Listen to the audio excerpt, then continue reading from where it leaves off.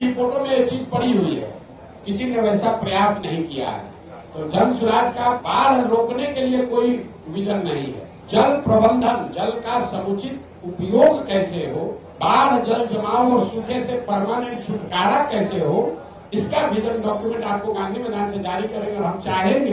नहीं, ये थोड़ा असंभव सा उनका जो कहना है, इसलिए क्योंकि वो बिहार के भूगोल को तो चेंज नहीं कर सकते हैं।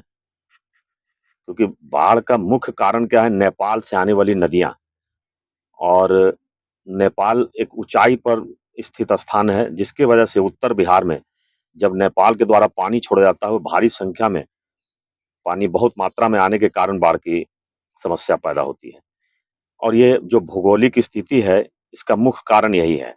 तो भूगोल को तो चेंज नहीं किया जा सकता है, लेकिन 2005 के बाद जब भी बिहार में बाढ़ आई है, तो सरकार की तरफ से किसी प्रकार की कोताही नहीं बरती गई, बल्कि आपदा को अवसर में किस तरह से बदला जाता है, ये नीतीश कुमार जी ने दिखाया।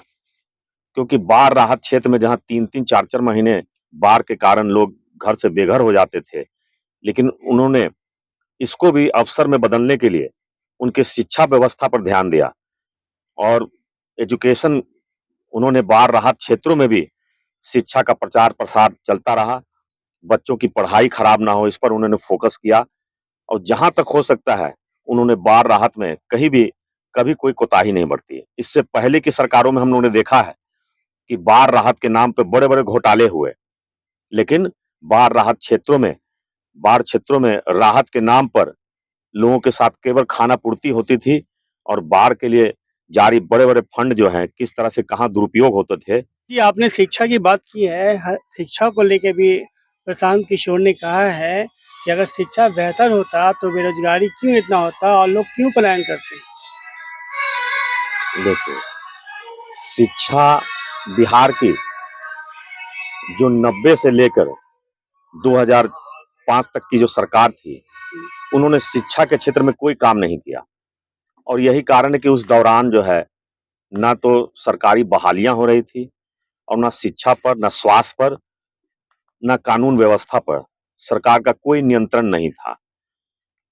हाँ, उन्होंने चारा जो है, क्या बोलते हैं उसे, जो विद्यालय उन्होंने खोला था चरवाहों के लिए, वही विद्यालय खोला जो बाद में सभी जगह बंद हो गए।